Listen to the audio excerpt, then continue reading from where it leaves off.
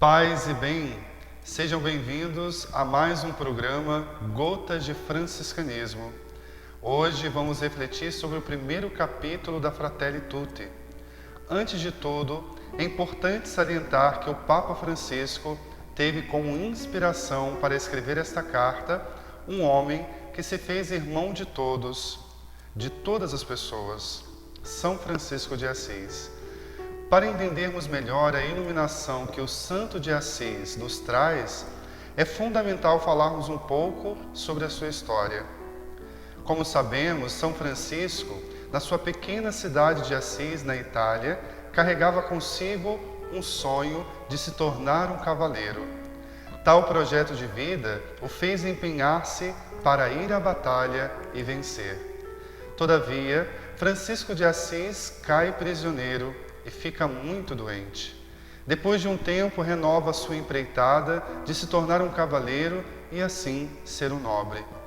Neste caminho, São Francisco escuta uma voz que lhe fala: a quem queres servir? Ao Senhor ou ao servo? Entusiasmado em ser grande, Francisco responde com prontidão: ao Senhor. Então a voz lhe pede que retorne para Assis. Este caminho já não lhe pertence mais. É um caminho diferente do anterior. Neste percurso de retorno, começa a brotar uma nova aventura que lentamente vai se configurando em seu coração: servir a um novo Senhor. A nova configuração que vai se formando em seu ser faz vislumbrar uma nova perspectiva de vida. A este novo Senhor que está a servir, não existem maiores e menores, mas todos são filhos do mesmo Pai do céu. Fica clara essa perspectiva quando, diante do bispo de Assis, São Francisco é levado pelo Pai para devolver-lhe tudo que havia dado aos pobres e pelo seu comportamento completamente estranho depois desse retorno para Assis. Diante do bispo, do Pai e da cidade de Assis, São Francisco proclama filho do Pai do céu. Ouçam todos e entendam. Até agora chamei de pai a Pedro Bernardoni, mas como me propus servir a Deus, devolvo-lhe o dinheiro, que tanto vem irritando, bem como todas as roupas que dele recebi, pois de agora em diante quero dizer: Pai nosso que estais nos céus, e não Pai Pedro Bernardoni. Este importante acontecimento nos introduz no tema da fraternidade, que está como base para a reflexão do documento Fratelli Tutti. Quando São Francisco de Assis diz Pai nosso que estais nos céus, ele de modo algum despreza seu pai terreno e nem mesmo o mundo ao seu redor. Pelo contrário, São Francisco faz chamar a Deus de Pai porque se reconhece como filho e assim numa relação com muitos irmãos. São Francisco traz a reflexão de uma verdade que nos constitui como pessoas. Somos todos filhos do mesmo Pai do céu. E como tal, irmãos e irmãs uns dos outros. Chamar Deus de Pai traz muitas implicações fundamentais na forma de ver o mundo, as pessoas, os animais.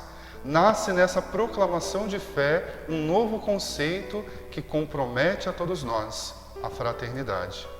Desde então, São Francisco de Assis não faz outra coisa a não ser irmão de todos, dos leprosos, dos pobres, dos animais, das plantas, de toda a criação. Seu gesto de fraternidade se torna um convite a todos a refletir sobre esta verdade que nos constitui. Somos filhos de Deus e, como seu Filho Jesus Cristo, iluminado pelo Espírito Santo, só poderemos ser felizes quando aprendermos a sermos todos irmãos e irmãs.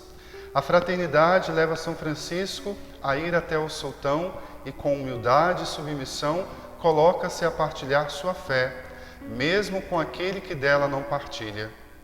A fraternidade derruba os muros e constrói pontes. A fraternidade traz paz no coração e comunica o amor de Deus. No mundo de hoje, segundo o Papa Francisco, parece estarmos vivendo uma regressão. Já passamos por muitas situações de guerras e acontecimentos que deveriam nos conduzir por um caminho de paz, mas o que estamos assistindo é um retrocesso. Nacionalismos fechados, exacerbados, ressentidos e agressivos. Cresce em nosso meio o desinteresse pelo bem comum e o privilégio de uns em detrimento do comunitário. Outro fator, nos diz o Papa, é o globalismo, que tem como pano de fundo dividir para reinar. Nesse sistema, a imposição dos fortes sobre as pequenas culturas tem como objetivo dissolver e tornar dependentes as pequenas culturas e os pequenos. Uma grande preocupação que temos hoje é o desprezo pela consciência histórica. Sem história, é como se caminhássemos sem raiz, vazios, desconfiados de tudo e de todos. Neste caminho, há um grande reforço nos projetos pessoais e em si mesmo. Sem história, abre-se caminho para as ideologias que se introduzem e reinam no meio de nós, sem oposição nenhuma de nossa parte. Se não temos consciência histórica, não temos base crítica para discernir as propostas ideológicas que se apresentam a nós. E esta é a proposta de nosso tempo, nos esvaziar da consciência histórica e esvaziar o sentido das palavras para manipulá-las de acordo com os seus interesses. Outra forma de manipular é semear o desânimo e a desconfiança, criando assim polaridades. Dificulta-se a relação com o diferente, onde o mesmo é visto como um suspeito que precisamos destruir. Nas nossas campanhas políticas, assistimos mais à destruição do outro do que à apresentação de propostas que beneficiam o bem comum. Neste itinerário, o vencedor é aquele que consegue destruir o outro. Dentro dessa dinâmica, quem sonha um projeto comum para o bem de todos parece mais um delírio. Não cabe dentro dessa perspectiva destrutiva o interesse pelo bem comum. O único bem que se propõe está em torno de si mesmo. Todos aqueles que se levantam para a defesa do meio ambiente são ridicularizados e silenciados, pois tudo gira em torno da economia de obtenções de maiores lucros rápidos. Dentro desse sistema, as pessoas não são vistas como valor primário a respeitar e cuidar. Essa falta de sensibilidade nos torna indiferentes para com as realidades que nos circundam. Tudo isso no interesse de viver uma vida sem limites. Não há espaço para ver o outro e respeitá-lo em sua condição. Milhares de pessoas passam fome, enquanto jogamos no lixo toneladas de alimentos. É uma contradição. E podemos nos perguntar, o que está acontecendo com a humanidade? Diz-nos o Papa que não é apenas a comida que é jogada fora, mas também as pessoas, principalmente idosos e deficientes. Sem os idosos, os jovens irão desenvolver-se sem uma sabedoria que só pela razão não podem alcançar. É a sabedoria de quem viveu e experimentou a vida. Essa sabedoria só se adquire com o tempo, e quem pode nos dar são as nossas consciências históricas, os nossos idosos. Assistimos o descarte dos trabalhadores e o crescente racismo que insiste em permanecer. Há um crescimento de riqueza, mas que não se estabelece de forma igualitária para todos. Cada vez mais temos menos com muito e pouco com quase nada ou nada. Há um desrespeito pelos direitos humanos com imposição de injustiça, exploração e descarte do homem até a morte. Nesta mesma perspectiva, a mulher sofre cada vez mais violência e maus tratos. Ainda acontece hoje o tráfico de pessoas. Com tantos sistemas de monitoramento e segurança, ainda é presente a realidade de tráfico de pessoas. Assusta-nos o silêncio internacional diante dessas desigualdades e injustiças. O sonho de uma nova realidade e o novo mundo parece uma utopia. Fechar os olhos para a realidade é optar pela indiferença acomodada, fria e globalizada. É preciso desenvolver entre nós a cultura do encontro, da proximidade e não do fechamento e do confronto. A Covid veio como uma tempestade que fez descobrir nossas fragilidades e repensar nossos estilos de vida. Que esta pandemia nos ensine a dar um salto qualitativo em nossa forma de vida, de modo que possamos descobrir nossa mútua pertença. Somos responsáveis uns pelos outros, pois Deus nos fez irmãos e irmãs. Nessa nova relação não há fronteiras. Sem uma comunidade de pertença e solidariedade, construiremos uma realidade onde muitos serão deixados na angústia e no vazio. E passaremos do salve-se quem puder para todos contra todos. Os migrantes são aqueles que se tornam presas fáceis de traficantes de drogas, traficantes de pessoas e violência.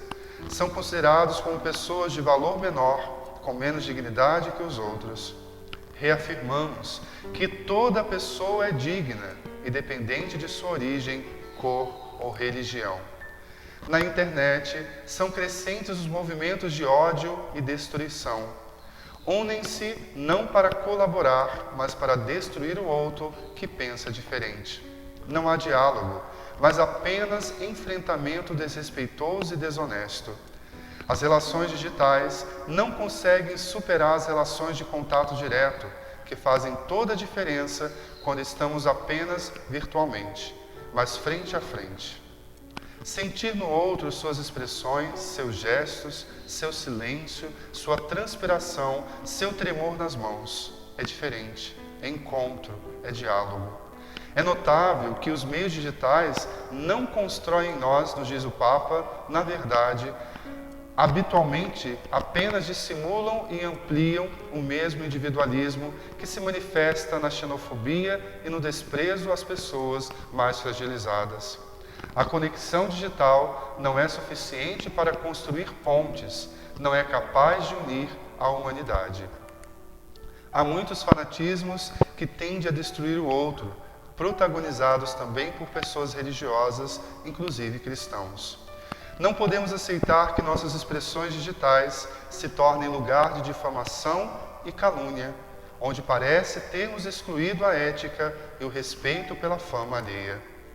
Devemos estar atentos para com os movimentos que nos circundam, de modo a não acolhermos a atitude de fuga da realidade, da seleção de amigos e pessoas no qual o que rege as nossas decisões são nossos gostos pessoais.